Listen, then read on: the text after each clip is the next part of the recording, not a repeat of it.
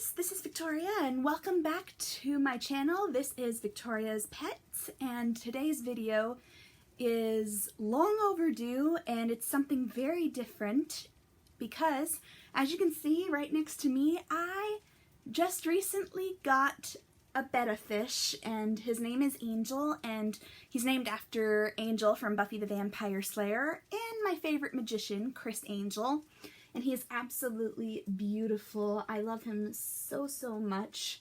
And I wanted to do a video going through the step-by-step process of how I set up my tank and how I got Angel and how I decided to get a white albino Betta.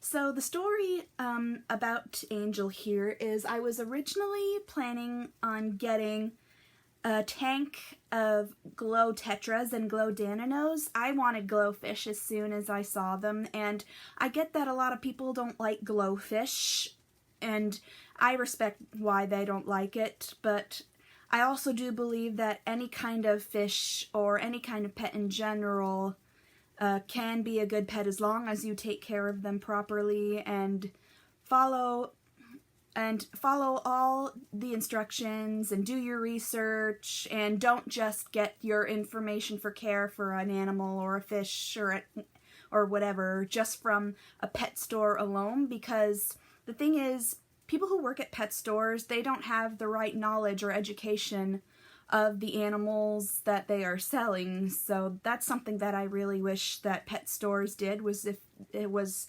actually hire people who make sure that they have the right knowledge that comes to the care for an animal, but it unfortunately doesn't work like that, but hopefully that will change.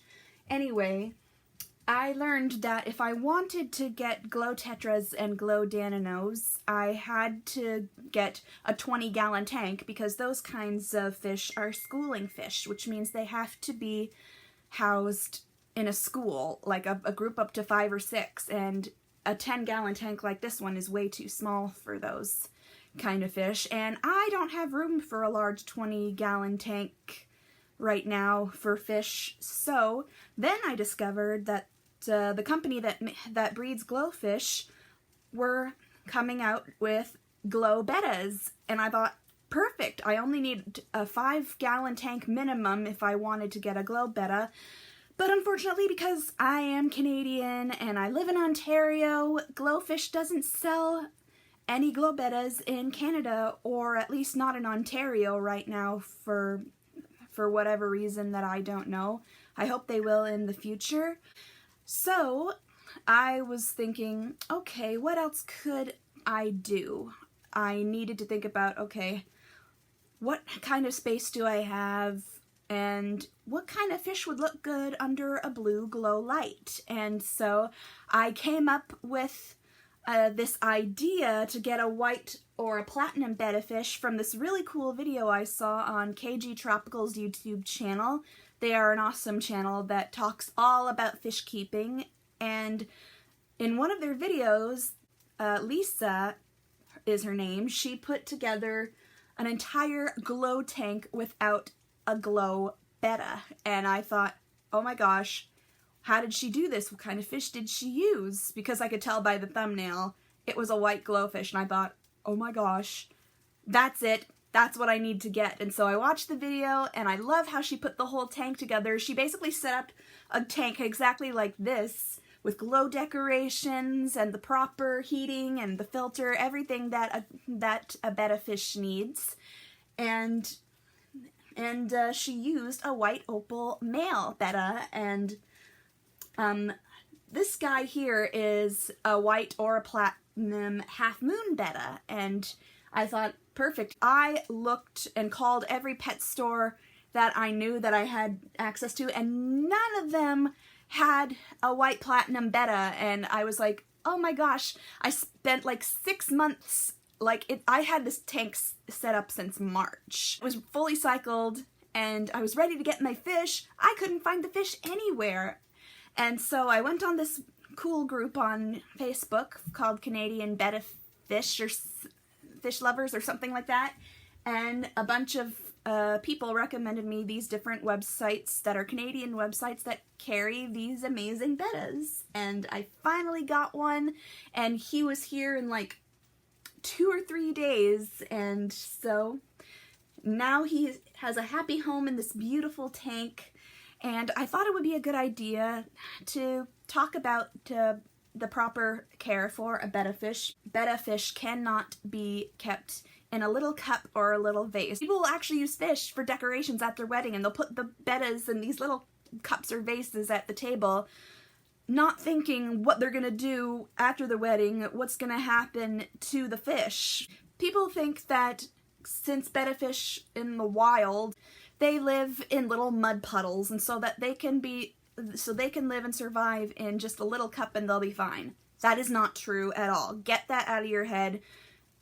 People at the pet shop tell me that it's okay to keep them in a cup or a vase or a fish bowl even. No fish should live in a fish bowl.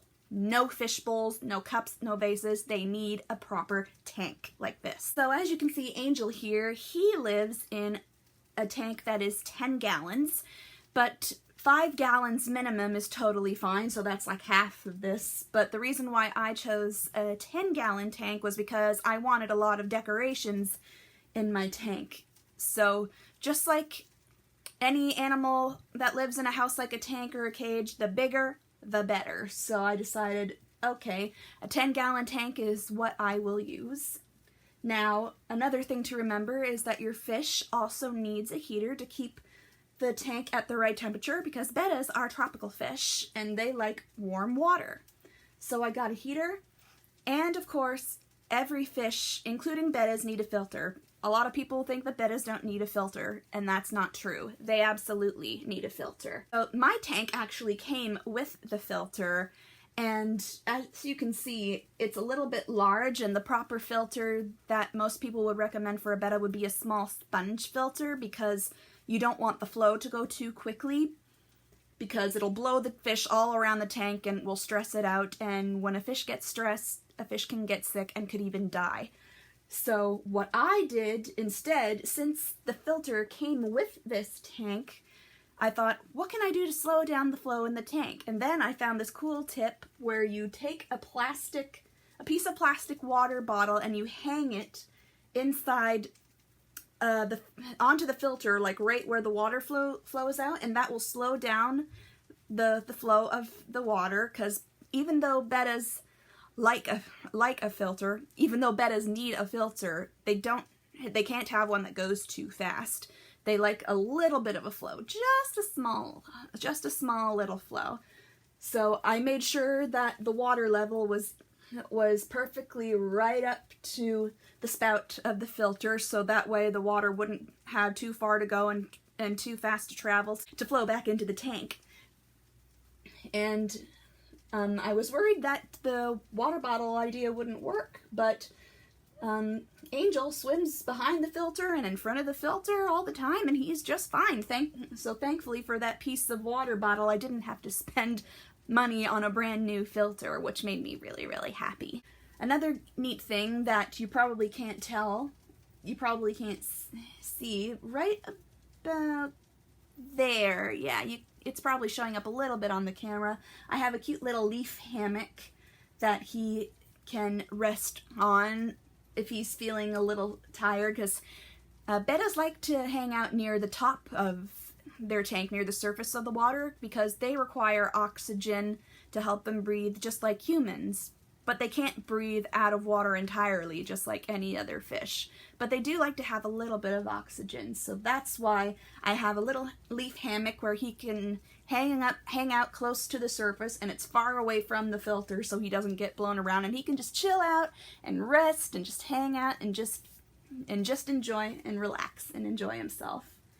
And I can tell he really liked the hammock as well, because he made a bubble nest right above the leaf hammock, and I can tell that's a sign to know that your betta is healthy, especially if they are a male betta, because the males build the nests out of bubbles for the female to keep her eggs in.